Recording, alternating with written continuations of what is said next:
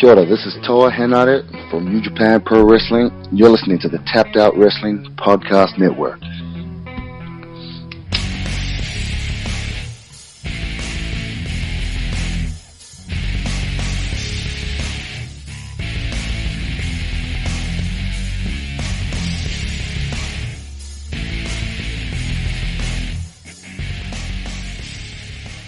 Hello and welcome to the Pro Wrestling Personified Podcast. I'm your host, Louis Carlin, and we're part of the Tapped Out Wrestling Podcast Network, and this is the New Japan Pro Wrestling Ring of Honor edition of the Pro Wrestling Personified Podcast. Good to be back this week. We got a number of things to talk about. New Japan Pro Wrestling this week. We had the Young Lions Lionsgate Project number 11 took place on April 10th. We had the ROH Dontaku April 13th and 14th, which we'll go over. We have a big Ring of Honor card coming up on streaming live on the Ring of Honor website for Honor Club members. Masters of the Craft. I will do my preview and predictions for that card. And I got some news to talk about as well. And the Ring of Honor TV show, unfortunately, wasn't able to see it this week. New Japan Pro Wrestling, the Road to Dontaku was on. So I was watching that. Got up really early, 5:30 in the morning to watch that. So I missed the 6 a.m. airing of Ring of Honor TV. So unfortunately, I won't be able to talk about that today. But I'll make it up to you guys next week. I'll talk about. I won't miss it next week. I'll watch the Ring of Honor TV. I know I've been missing it. I missed it, I think, 2 weeks ago because of New Japan Pro Wrestling. So let's blame New Japan Pro Wrestling, New Japan Pro Wrestling, or maybe I could get a PVR and start recording the shows. I don't have one yet. I know Nick, the owner of the Tapped Out Wrestling Podcast Network, is telling me, you got to get a PVR. You got to record these shows that come on so you don't miss anything. And he might be right. I might have to invest in getting a PVR so I can record Ring of Honor while I'm watching New Japan Pro Wrestling. So it's not New Japan Pro Wrestling's fault at all. It's my fault for not taking the advice of Nick McDaniel, the Tap Out Wrestling Podcast Network, because I'm sure he watches so much wrestling. Nick, he's probably got PVRs all over in every single room. I guess you would only need one, really. You wouldn't need too many of them. But anyway, I bottom line is I won't be able to discuss the Ring of Honor TV this week, but I'll touch upon it briefly next week, and I'll make it up to you, like I said, with next week's episode. But we have a lot of things to talk about this week. I mentioned a few of the shows earlier on. But we got some big news here. at the Tapped Out Wrestling Podcast Network. Ring of Honor superstar QT Marshall is actually coming to the Tapped Out Wrestling Podcast Network, not as a guest on one of the podcasts. He's going to have his very own podcast. Now the times and the types of podcasts that he's going to be doing is still in the works, but it's a done deal. He's coming to the Tapped Out Wrestling Podcast Network. QT Marshall is coming with his very own podcast to the Tapped Out Wrestling Podcast Network. So me being a huge Ring of Honor star, me being love Ring of Honor, I'm very excited that a Ring of Honor superstar, QT Marshall, is going to have his own show on the Tapped Out Wrestling Podcast Network. So I'm very excited about that. Looking forward to that. Just watch what's coming up in the next few weeks. Might be in the next few days. You might decide to record, and we might have a QT Marshall show in the next few days. But just within the next few weeks, we'll see something. I expect to see a show. I should say you should expect to see a show from QT Marshall within the next few weeks.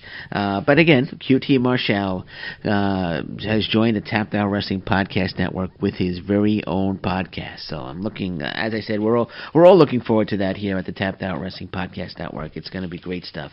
And I got some big news myself. Toa Henare from New Japan Pro Wrestling has never done a podcast before in his life. He's a rising star in New Japan Pro Wrestling. Has good little feud that's developing between Tomohiro Ishii, and he's never done a pro wrestling podcast in his life. And this coming Tuesday, you will hear the debut podcast interview of Toa Henare on the Pro Wrestling Personified podcast. That's right, man. That's right. I interviewed Toa Henare, and it was his debut podcast interview, and I got it. Pro Wrestling Personified podcast got it. It's going to be on the Tap Down Wrestling Podcast Network. First ever podcast interview of Toa Henare from New Japan Pro Wrestling. So that's coming up on Tuesday. So watch for that. I was very excited to have him. It was a great interview. We talked about a number of things. And yes, I asked him about Tomohiro Ishii. I asked him how he felt he would fare against Okada. We talked about Hiroki Goto. We talked about a number of things, how he got started, how he came up with the name Toa Henare. It was a great time talking to him, and I'm a big fan, so I was a little starstruck. I was a little starstruck talking to Toa Henare because I've been watching him on the New Japan world. And like I said, he's had some really good goes with Tomohiro Ishii, and no singles matches yet, just all tag team matches or 6-man matches or 8-man matches. But anytime him and Tomohiro Ishii get together, it's pure magic.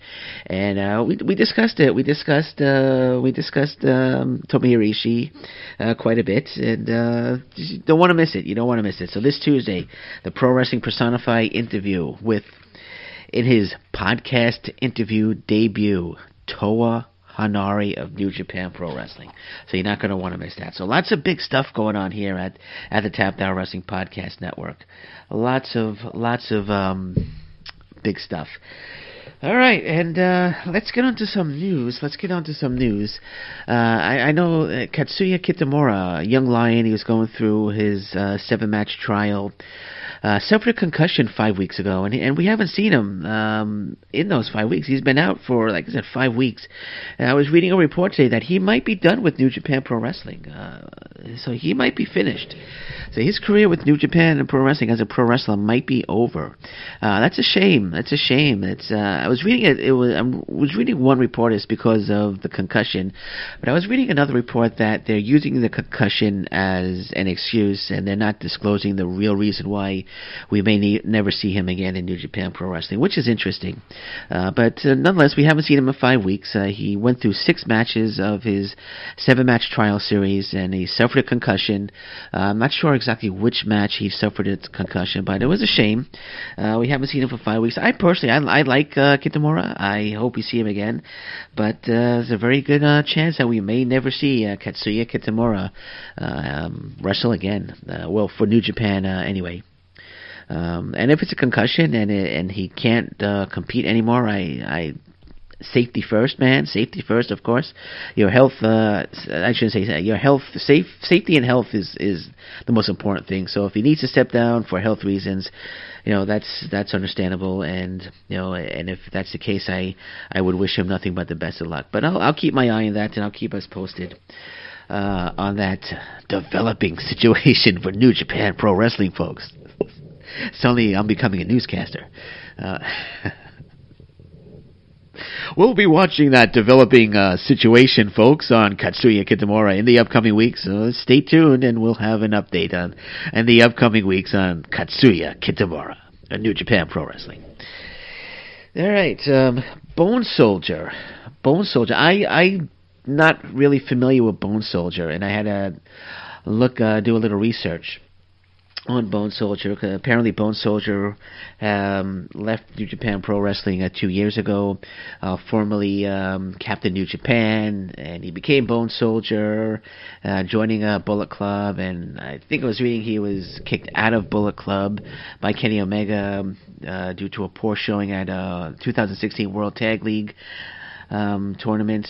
So he was kicked out, and he was released from his New Japan contract. Like I said, he used to be Captain New Japan, I guess Captain America, a Captain America type character. Only he was Captain New Japan. Then he became the Bone Soldier. Then he was released 2 years ago, and Bone Soldier apparently is coming back to New Japan Pro Wrestling. So they had the little video package for Bone Soldier on the ROH Dontaku shows. And It's a kind of a hard word to say for me. I don't know why, the Dontaku. It's kind of like a tongue twister. I got to say it 2 or 3 times before I get it right. But anyway, on those shows, I seem to have trouble with words as I get older. I don't know if it's, I don't know what. It's just, I don't know. Is that normal? Is it normal to have trouble with difficult words? I mean, I'm not having a stroke or anything like that. God forbid. I don't wish that on anybody. But I don't know. Just Dontaku. Anyway, I want to spend too much time on that. If I pronounce it incorrectly, I apologize, because I'm going to say it again a few more times as we're going on. But back to Bone Soldier. Yeah, so he's coming back. I don't know. I was reading it might not be the original person that was playing Bone Soldier. It might be a different person playing him. But Cody Rhodes seems to be happy about it, and Kenny Omega doesn't seem to be too thrilled about it. So we'll see. It's coming. He's coming back, and it'll be interesting. Interesting. Like I said, I'm not too familiar with him, and I'm intrigued. I'm intrigued about the Bone Soldier, and he's coming back to New Japan Pro Wrestling after being away for 2 years. All right, and Ring of Honor news. They're trying to lock up Tenille Dashwood to a long-term deal. Right now, she's got a short-term contract with Ring of Honor, and they're trying to lock her up long-term. I think that would be absolutely freaking fantastic for Ring of Honor if they can lock her up, especially with we got the Sumi Sakai's women's champion now, and you have the title belt, and you need to bring in more top women talent. I think locking her up full-time would be absolutely tremendous. Personally, I thought the final was going to be Kelly Klein against Tenille Dashwood, and I thought Kelly Klein was going to win, but that wasn't the case. Sumi Sakai beat Dashwood in the semifinals and went on to win the Women of Honor championship. But, Tenille Dashwood signing a long-term, I dying to see Kelly Klein one-on-one with Tenille Dashwood. Lots of possibilities there. So if they can lock her up full-time, I should say long-term, to a long-term deal, that would be absolutely terrific. That would be a huge win for Ring of Honor. And it's not like Ring of Honor is a small little promotion anymore. They're the number 2 promotion in the United States right now. Impact, you could make an argument for Impact, but they're not the number 2 promotion. Ring of Honor is the number 2 promotion right now in the United States, drawing over 6,000 people at Supercard of Honor. I say by next year at this time they'll be able to draw about 10,000. So getting to Tenille Dashwood, it would be one beneficial for Ring of Honor and beneficial for Tenille Dashwood because she's not signing with a small independent company. She's signing with the number 2 company, professional wrestling company in the United States. And they're just getting bigger and bigger and bigger. So it's a win-win situation for Ring of Honor, and it's a win-win situation for Tenille Dashwood if it happens. I hope she signs a contract. I hope she signs a long-term deal. And imagine her going, well, I was going to say imagine her going over to Japan, but it would be for Stardom. And that would be just fine. I initially thinking of New Japan, but they don't have women wrestlers in New Japan. But going to Stardom would be terrific for Dashwood. She might have been there already. I'm not sure, but bottom line, it will be a terrific signing for Ring of Honor if they could lock her up long term. And I have a feeling they're gonna. I have a feeling that they're gonna lock her up long term. To a long-term deal. And I know she's friends with Cody Rhodes and Brandy Rhodes, and I'm sure they could convince her to sign long-term. And I wouldn't be surprised in the next few days that we'll see that Tenille Dashwood has signed a long-term deal with Ring of Honor Wrestling. Because the WWE is not the be-all, end-all of professional wrestling. All right, there you go. And Rusev, lay off Flip Gordon. I just want to throw that in there again. Lay off Flip Gordon. He's not going anywhere. He's staying with Ring of Honor, and he's going to be at the Best of Super Juniors in New Japan. So lay off Flip Gordon. He's not going anywhere. All right. So that's the news. That's the news this week. Let's start. Actually, what I'll do is let's start with Ring of Honor. I'll go over Masters of the Craft, which is taking place Sunday, April 15th, streaming live on the Ring of Honor website for all Honor Club members. All right, Masters of the Craft. Let's pull up these matches here. Okay, so we have. We'll start from the bottom to the top. We have a Women of Honor match.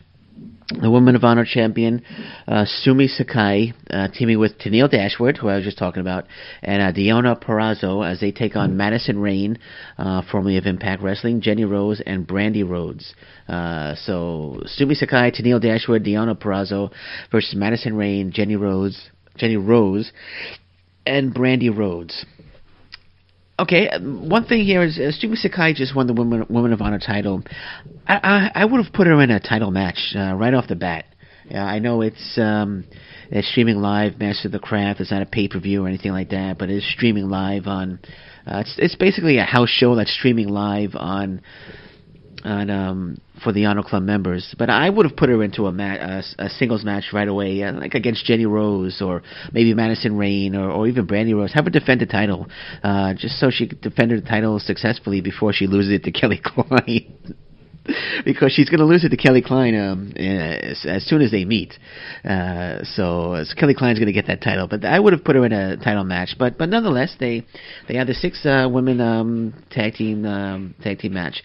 Should be a really good match. Should be a fun match. Tenille Dashwood, Deonna Purrazzo, and Sumi Sakai. They make a great team. Very, very huge talent there. Jenny Rose is decent. Brandy Rhodes, and Madison Rayne. So it's going to be a fun match.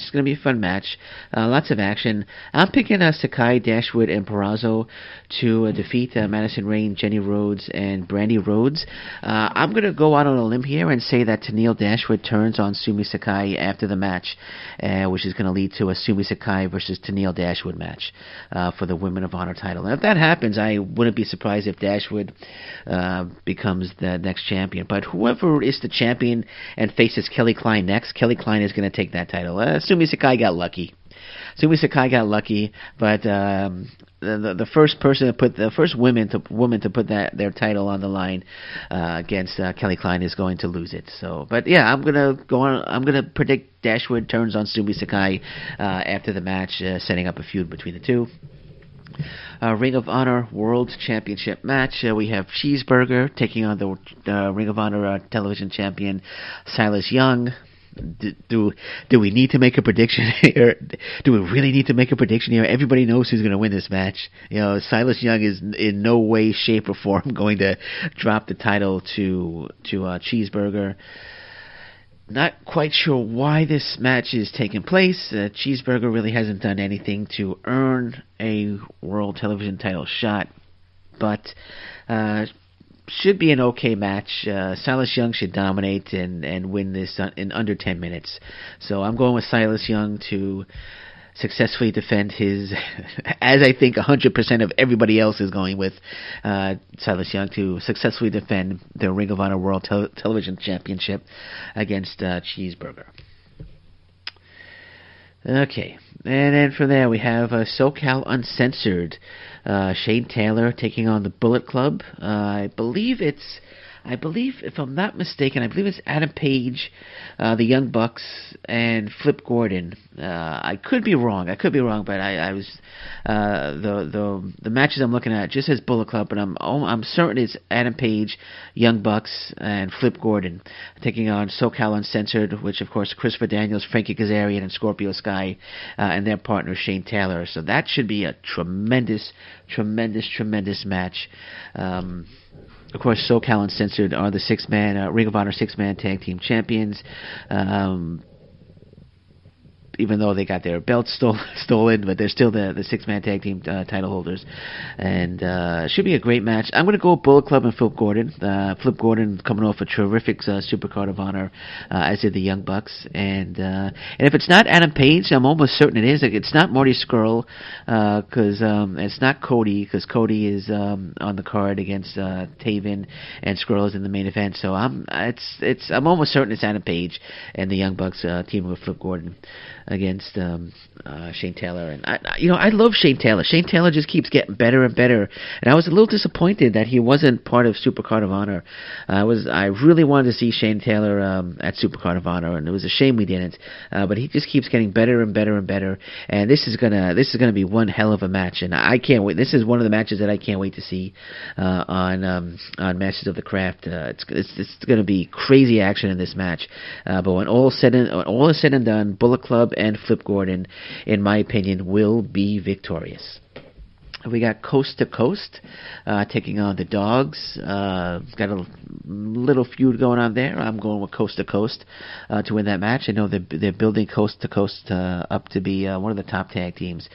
So I'm gonna go with Coast to Coast, LSG and Shaheem Ali to defeat the Dogs. Rhett Titus and Will Ferrara. Should be a great match. Both teams work really well. They both have great chemistry with each other as a team and as opponents. So should prove to be a really good match. Even I said great, I'll say great again. But Coast to Coast should take that one. Jay Lethal, Jonathan Gresham, another great match there. I love both wrestlers, Lethal and Jonathan Gresham, both very, very good wrestlers.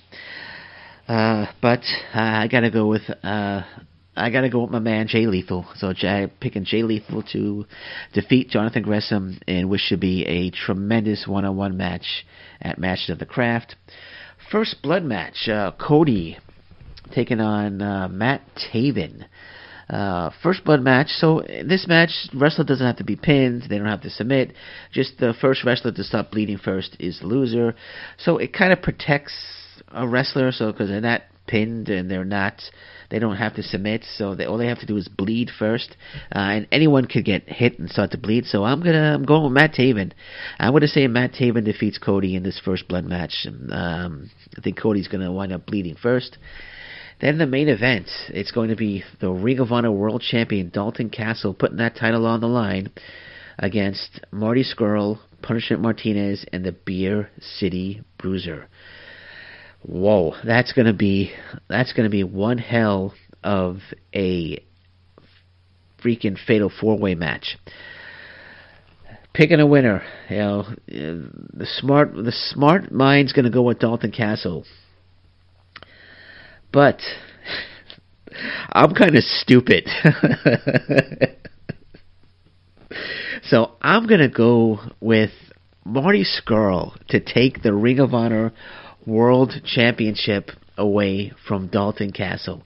I don't think Castle's going to get pinned. I think Scurll is going to pin the Beer City Bruiser because anybody could get pinned in this match and the title changes hands. So I'm going with Marty Scurll to become the new Ring of Honor World Champion in this match. And call me crazy, call me nuts, but I'm going with Marty Scurll to walk away as the new Ring of Honor World Heavyweight Champion in what should prove to be a tremendous main event set for Masters of the Craft. But I'm going with Marty Scurll. Marty Scurll is going to take it. All right, that's Masters of the Craft, and that's my little preview and predictions. I'll be back next week, of course, and I'll do my review of Masters of the Craft for you fine people next week. So so that's it for Ring of Honor. And also I'll be back. I promise I'll be back watching Ring of Honor TV next week, and I'll talk about the Ring of Honor TV show. But now it's on to New Japan Pro Wrestling, and they had quite a week in New Japan Pro Wrestling. Let's start April 10th, Lionsgate Project 11.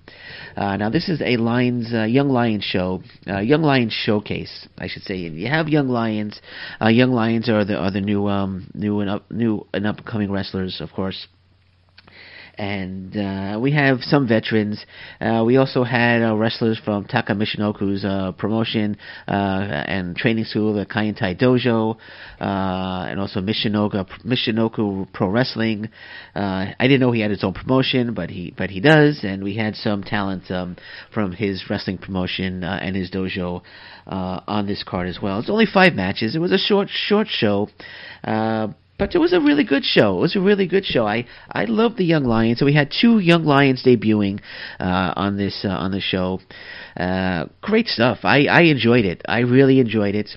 I know. I think Lionsgate Project used to be a yearly thing, but I was looking over the schedule for the upcoming shows on New Japan World, and it looks like it's becoming a monthly thing now. I see Lionsgate Project 12 coming up, 13 coming up as well later in the year. So I shouldn't say monthly, but maybe it's a couple of times a year now. We're going to get these Lionsgate shows, and I really liked it. Like I said, it was a really, really good show. This one, first match, Young Lions. One of my favorites, Ren Narita taking on the debuting Yuya Uemura. Hope I got that name right. So Yuya Uemura taking on Ren Narita in his debut match. Well, not Ren Narita, Uemura's debut match. And this was a very solid opener. Very strong opening match. Both guys worked hard. They looked really strong. Uemura looked really good in his debut. He hit a textbook drop kick. A good back and forth action in this match.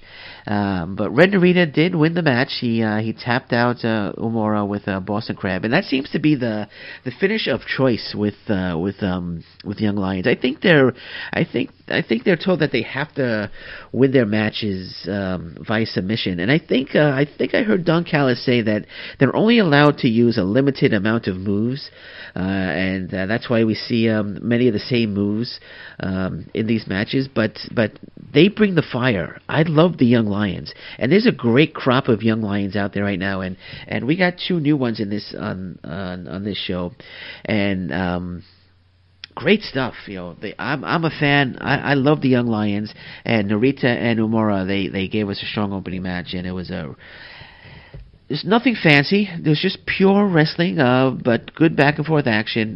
They exchanged strikes, and Narita locked on the Boston Crab and got the tap out. And Uemura looked good. He looked good in his debut, and Narita always looks good. Ren Narita. So great stuff here. Excellent opening match. And then the second match, we had another debuting Young Lion, and Yota Tsuji. Sorry about that. Yota Tsuji taking on Tomoyuki Oka. So that was another Tomoyuki Oka, another one of my favorite young lions. I love all the Young Lions. Kitamura, as I mentioned before, was a Young Lion. Unfortunately, we might not see him anymore. But this was another great match. Tsuji and Oka, very solid, good back and forth action between the two. It was a shorter match, but it was very, very entertaining. There was some good strikes. Tsuji got some good offense in. Really, really good stuff. Really good stuff. Very, very solid. And again, match ended with a Boston Crab. The Boston Crab. Oka locked in the Boston Crab and got the victory over Tsuji. But another great debut for a Young Lion. And like I said, the Young Lions have a great, there's a great batch of Young Lions out there right now, and the future of New Japan Pro Wrestling looks very, very bright. Third match, we saw another really, really good Young Lion, Tetsuhiro Yagi teaming with the veteran Tiger Mask, as they took on Hiro Saito and Gato. Saito I've never seen before, so I'm going out on a limb and saying that he is a member of Taka Michinoku's wrestling promotion. And of course we know Gato, who's the mouthpiece and manager for Okada. This was a good match as well. This was a really good match as well. It was a fun tag team match. Good back and forth action. Very, very entertaining. Good interaction between Yagi and Gato. Yagi, another Young Lion who has great potential. The future is, like I said, bright for New Japan Pro Wrestling. They got a lot of good young stars in the making. And this was another good match. Very fun, very entertaining. Great stuff. And Gato and Hiro Saito do defeat Yagi and Tiger Mask. Saito hit 2 senton splashes on Yagi, and Gato then rolled him up and got the pinfall over Tetsuhiro Yagi. So Gato and Hiro Saito defeat Tetsuhiro Yagi and Tiger Mask, and the main event saw veterans Manabu Nakanishi and Hiroyoshi Tenzan taking on Ken 45 and Manji Maru, both from Taka Michinoku's wrestling promotion. And let me tell you, man, this main event was... I'm sorry, this was not the main event. This was the fourth match. This was the fourth match. This was a decent match. It wasn't I'm thinking of the main event. I'm thinking of Nagata and Umino against Yoshida and Asakawa, which I'll talk about shortly. But this was an okay. This match was actually kind of slow. Nothing special about this match. The crowd was into it primarily because of Tenzan and Nakanishi, the veterans. But it was okay. It was okay. Nothing special. So, but Nakanishi and Tenzan did pull out the victory over Majimaru and Ken 45. And then we went to the main event. I'm sorry, I kind of messed that up. I messed up on my notes here. Sorry about that. Then we went to the main event, which is Yuji Nagata and probably the best young lion out there right now, Shota Umino, taking on from Taka Michinoku's wrestling promotion, Ayato Yoshida and Go Asakawa. And this was a outstanding main event. Had a great opening between Asakawa and Umino, as well as Nagata and Yoshida. They had some great exchanges between the two. Great back and forth action. Shota Umino he's just fantastic. He's well on his way to becoming a top star for New Japan Pro Wrestling, and Nagata is veteran Nagata. Anyone who watches New Japan Pro Wrestling knows about Yuji Nagata. He's one of the best out there. And this was a tremendous match. It was the first time I've seen Yoshida and Asakawa, and they make a really good team. They're really good professional wrestlers, and we got a really, really tremendous main event. Shota Umino is a crowd favorite. He's a star. He's going to be a star. I'm not sure if they're going to send him on an excursion, which they normally do, but I'm sure sooner or later he's going to head off probably to the States or maybe to Mexico on excursion to further his craft. But great stuff, great match. But Go Asakawa and Ayato Yoshida do defeat Yuji Nagata and Shota Umino. Yoshida was able to hit Umino with a belly-to-back suplex and got the pin on Shota Umino. But great main event, really outstanding main event, and to the Pro Wrestling Journal, who they have their, who I contribute to, they do the matches of the month. This is going to go on it. This match is going to go on it. It was that good.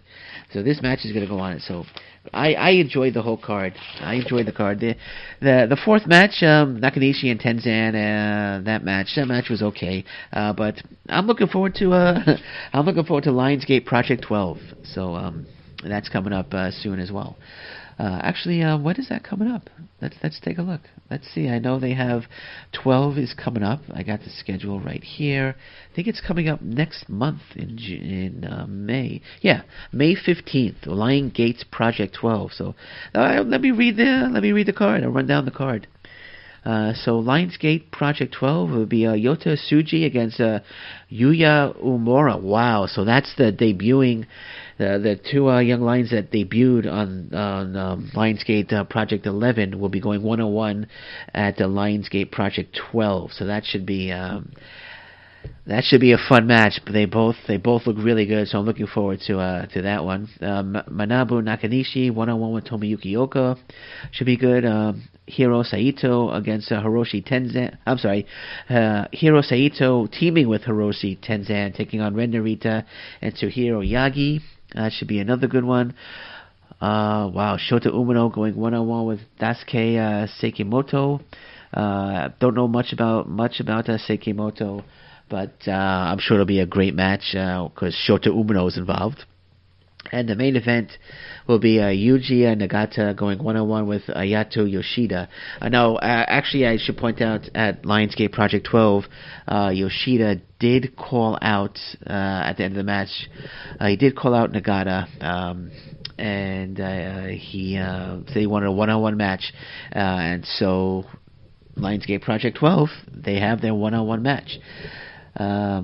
Yuji Nagata against Ayato Yoshida. So I kind of like what they're doing here with the Lionsgate Project. They're kind of developing their own little feuds, their own little matches, and their own little I don't want to say storylines because there's no, I guess, loose storylines for these cards. So I like it. I really like it. I like these shows, and they're only 5 matches long, so it's not like you got to sit through 3 hours of wrestling. It's 90 minutes or so. So it's in a smaller venue as well, more intimate. So I'm looking forward. I'm not going to do my predictions yet, but I'll do my review and predictions in the upcoming weeks for Lionsgate Project 12. New Japan Pro Wrestling. Yeah. All right, and from there we have the Road to Dontaku. There, I said it correctly. So Road to Dontaku. I watched both shows. I'm not going to review both shows. It'd take forever. But I'll run down. I'll talk about April 14th show, but I'll run down the winners of the April 13th show. So we had Tatsuhiro Yagi defeating Yuya Uemura by submission. That was a really good match, solid opening match. Uemura, like I said, debuted at the Lionsgate Project 11, and him and Yagi, they were going at it. They were Uemura was slapping him hard. It's always good to watch young lions. It's always good to watch the young lions go at it, and this match was no exception. But Yagi wins. He defeats Uemura with the Boston Crab. Match 2, we had Manabu Nakanishi defeating Tomoyuki Oka by submission. This was another very good match. Match 3, Shota Umino, Yuji Nagata, and Tiger Mask defeated Ren Narita, Togi Makabe, and Ryusuke Taguchi. Taguchi, of course, known for the hip attack, and the hip attack was happening a lot during this match. Suzuki Gun, which Suzuki Gun in this one was Iska Takamichinoko and Tai Chi against Sho, Yo, and Rocky Romero. The match was okay, nothing special about it. Suzuki Gun. Did I say Suzuki Gun? I'm sorry. Suzuki Gun win the match, defeating Shoyo and Rocky Romero. Not the biggest fan of Iska. He does all the biting. He's biting everybody in this match. Not a big fan. But Suzuki Gun do win the match. And I think they're wasting Sho and Yo putting them in these matches, because Sho and Yo are a great tag team. Wouldn't mind seeing them moving up to the heavyweight division, but we'll see. Well, I'm sure they have plans for Sho and Yo.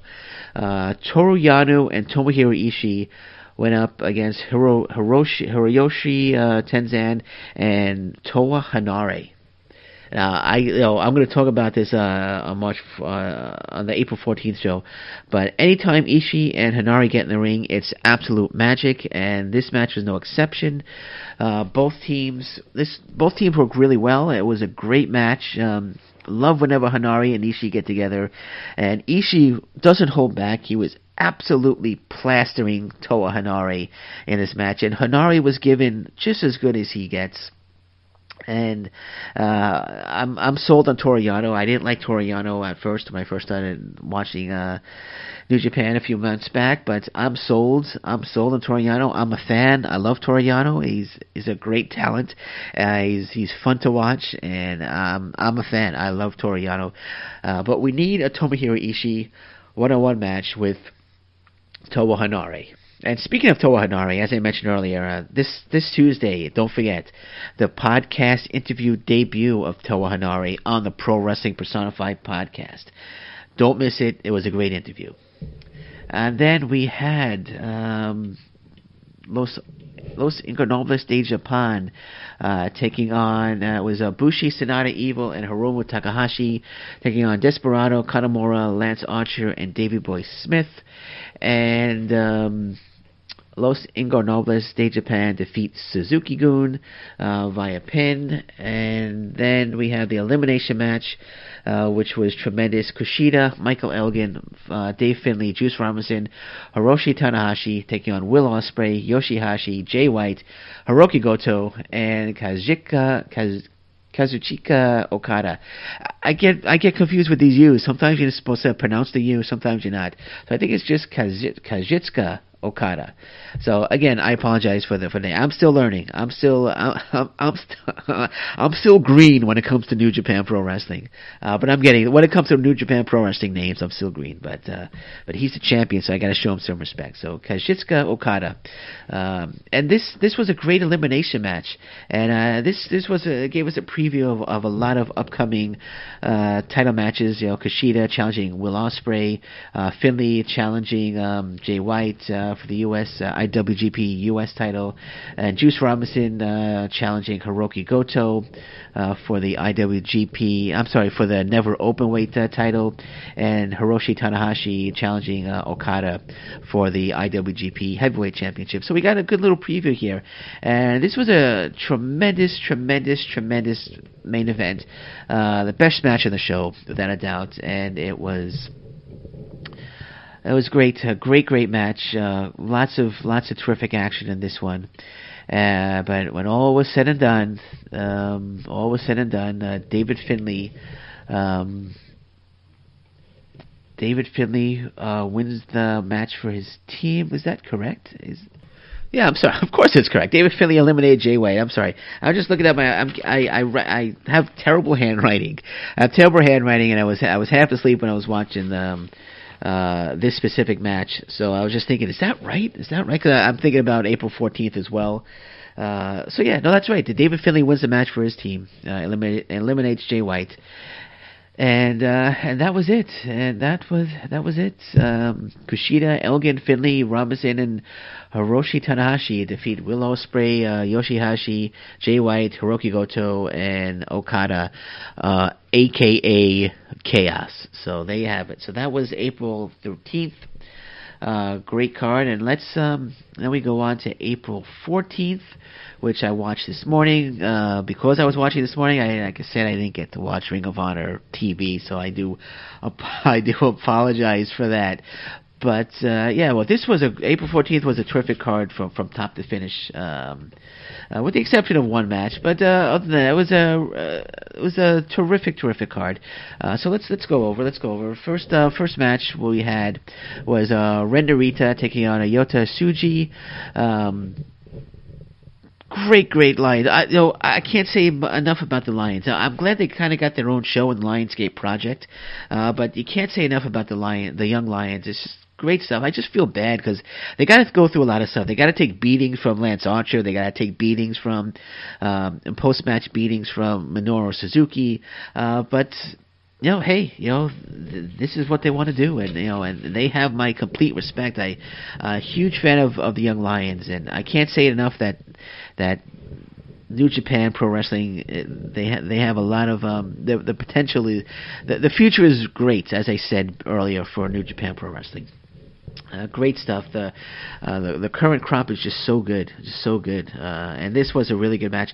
Tsuji just slapped Narita really hard. Just his slaps were really terrific in this match, and they brought the fire and they went back and forth, but Narita won the match. And guess how he won the match? He won the match with the Boston Crab. He won the match with the Boston Crab. But yeah, really good match. Second match we had Yuki Nagata 1-on-1 with Shota Umino, and I tell you, Shota Umino was fired up, and he just came out like a ball of fire with the strike. And this was an outstanding match. It was quick. It was a quick match. It was about 6-7 minutes long, but it was a terrific match, full of action. Umino just absolutely brought it. He brought it against the veteran Nagata in this match. Great back and forth action. Was pulling for Umino. I wanted Umino to win this match so bad. I was pulling for Umino. I was hoping he was going to pull off a upset victory here over the veteran Nagata, but that wasn't going to be the case here, unfortunately, for Shota Umino. Nagata does he hits an exploder, and then he locks the Nagata lock on Shota Umino and forces him to tap at the end. But Umino, the guy is he's a blue chipper. I guess you could say he's a blue chipper, and he's got a great dad. He's a great dad to give him advice. Red Shoes, the referee, probably the best professional referee in the world right now. Red Shoes. So Red Shoes is probably, it's got to be proud of his son, Shota Umino. I love him. He's the top of the Young Lion. When it comes to the Young Lions, he's at the top. He's number one in my opinion. He's the best Young Lion, and anytime Shota Umino's in a match, you know you're going to get a really good match, and this match was no exception. And I just want him to win so badly. Yeah, he had a German suplex on Nagata as well, which was really impressive. So, a little disappointed that he didn't get the win. I really wanted him to score an upset victory over Nagata, but wasn't happening on this day. But he'll get his first victory over Nagata soon enough. Match 3 saw Tetsuhiro Yagi, Tiger Mask, and Hiroyoshi Tenzan against Tomoyoki Oka, Ryusuke Taguchi, and Manabu Nakanishi. And this match was okay. It was a pretty good match. Good energy. The hip attack was back in this one, and that's always fun. Taguchi's hip attack. Seems like that's the only move in his arsenal is the hip attack. He just hits you with his ass. He just comes at you with his ass. If you're in a match with Taguchi, you better watch out because that ass is going for you. So, but yeah, the hip attack is always fun. It could get a little tiresome though. I will say it does get a little tiresome because you know it's coming, and you know he's not gonna throw a fist, he's not gonna throw a slap, he's not gonna kick, he's gonna hit you with his ass or he's gonna hit you with his hip. So it does get a little tiresome, but it's fun. It was a fun match. And I love Oka. Tomoyuki Oka, very, very talented, as is Tetsuhiro Yagi, two other really, really good young lions. And Oka tapped out Yagi. And he tapped out Yagi. And it was one young lion tapping on another young lion. And guess how he did it, guys? Guess how he tapped out Yagi? Yeah, he locked on the Boston Crab. He locked on the Boston Crab, guys, and he tapped out Yagi. Yeah, so that's fine. I'm not knocking it or anything like that. It's just like I said, I heard Don Callis say that they have a limited amount of moves that they're allowed to use, which I guess they have to perfect the basic moves, so they're only allowed to use basic moves, and they have to perfect them in the ring. I love that. I love the way they treat the young lions. I love the way they deal with the young lions. It's great stuff. They have a limited amount of moves that they have to perfect before they could go on and try other moves. So that's my take on it, and it's great stuff. It doesn't get boring. It doesn't get boring. I know I'm joking about the Boston Crab, but I'm not knocking it. It doesn't get boring. It's great stuff. I love the young lions. I can't say that enough. But Oka does tap out Yagi with the Boston Crab, and they had some. Oka and Yagi had a great closing exchange as well, and it was really good to see Oka get the win here as well for his team. Match 4. It was Taichi, Taka Michinoku, and Takashi Iisuka taking on Shoyo and Rocky Romero again. This match was okay. Nothing really special. I don't know. I'm not a fan of Iisuka, and he doesn't. I don't know. I'm just not a fan of the biting. He does all the bitings and everything, and he's got the Iron Glove, which he used the Iron Glove in this match. Finally, he usually misses when he tries to use it, but this one he uses it, and it's okay. And the match was okay. I think Sho and Yo they're better than being involved in this type of match. Nothing wrong against Taichi. Nothing wrong with Taichi. Taichi is very talented, but I don't know. I just something about the match maybe I just wasn't into. But anyway, Taichi, Taka Michinoku, and Iisuka, they win again. They defeat Rocky Romero, Sho, and Yo. Taichi hits a super kick on Sho to finish the match. But it was the action was decent. But for some reason, I don't know, the Iisuka going around biting everybody, and I don't know, it just doesn't register with me. Guess you can. I'm just not a fan. Can't be a fan of them all. Sorry, Taka Michinoku. Sorry, Suzuki-gun. I can't be a fan of them all. But anyway, so let's move on to the 5th match, which was a freaking amazing, outstanding match. Hold on a second. I'm getting Look at this. I'm getting a message from Toa Henare. Okay. All right. Nope. Got a little message there from Toa Henare. I'm not that I'm showing off or anything, but just I asked him a question earlier. In case anybody out there is wondering, I've seen his name, his first name's Toa, spelled with all caps, and I've seen just the capital T and everything else lowercase. So I wasn't sure if he's supposed to be spelling out Toa with all capital letters, which he has on his Twitter page, or Toa just T and then lowercase O and lowercase A. Wasn't sure. He cleared it up for me. He said either way is fine. Either way is fine. So if you're confused about how Toa Henare is spelling his name, whether you need all caps or not, either way is fine with Toa Henare. But anyway, back to the match. It was Togi Makabe and Toa Henare taking on Tomohiro Ishii and Toru Yano, and this was an absolutely outstanding match from start to finish. Just absolutely freaking incredible action, especially between Henare and Ishii, because that's what this match really was all about.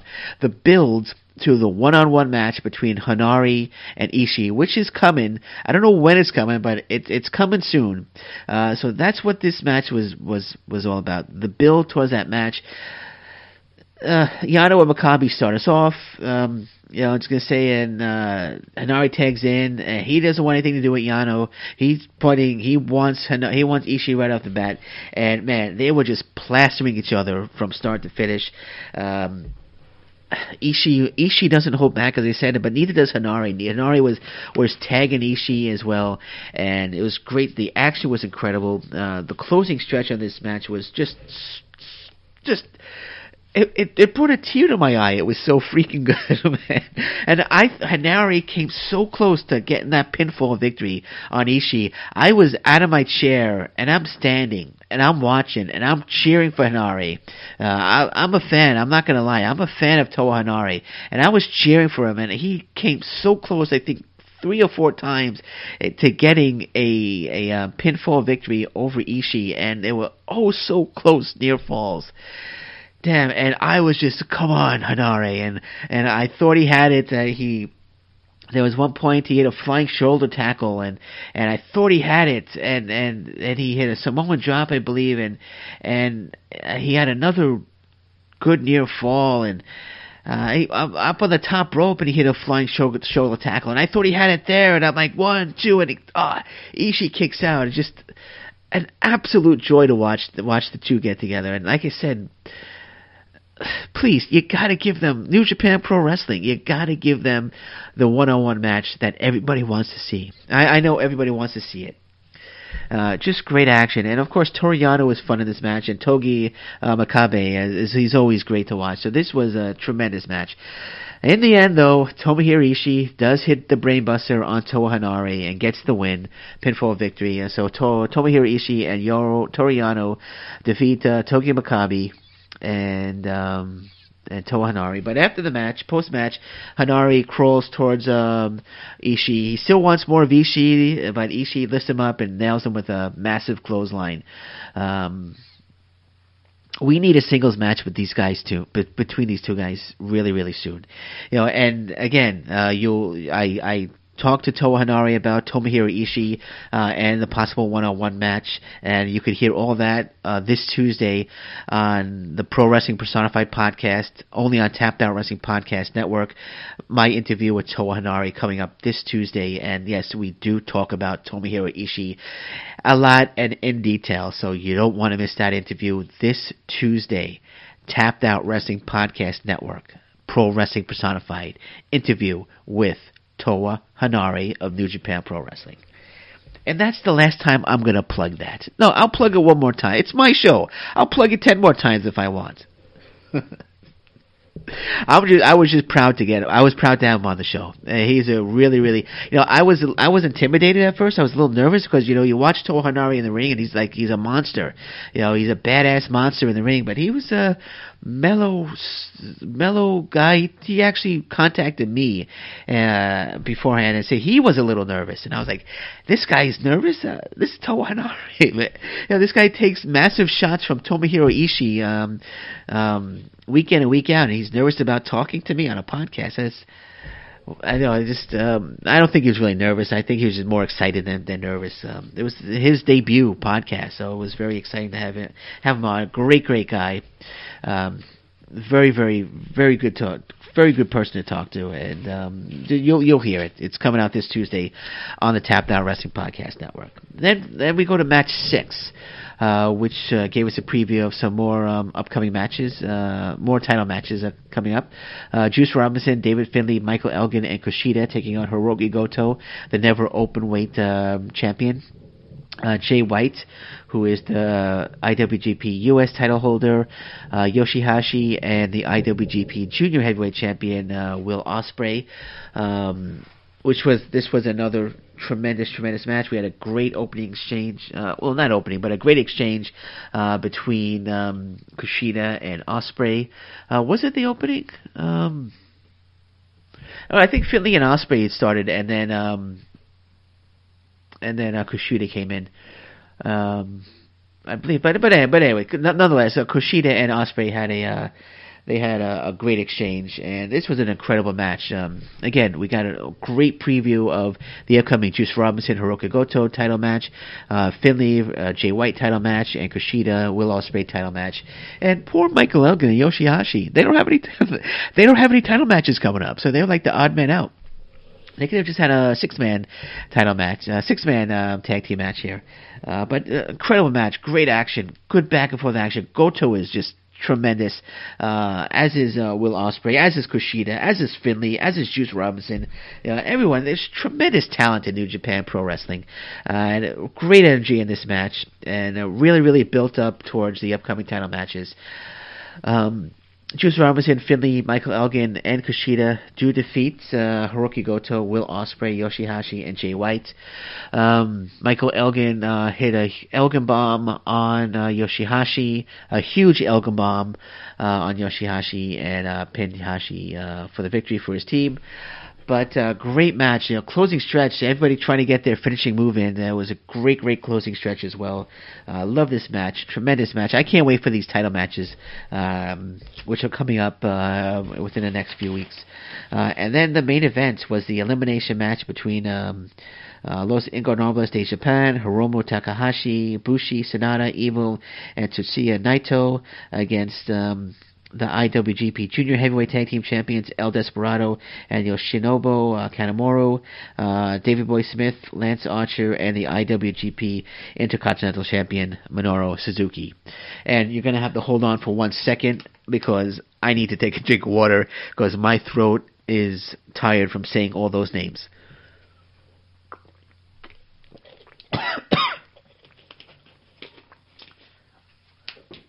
Okay, I'm back. A lot of names to say there, man. Let's try that again. No, not gonna try that again. But this was This was a very fun, terrific main event. They did a great job building up upcoming title matches. We have Desperado and Kanemaru will be defending their junior tag team titles against Hiromu Takahashi and Bushi. And, of course, the one match that I can't wait to see, the Intercontinental Champion Minoru Suzuki defending against Tetsuya Naito.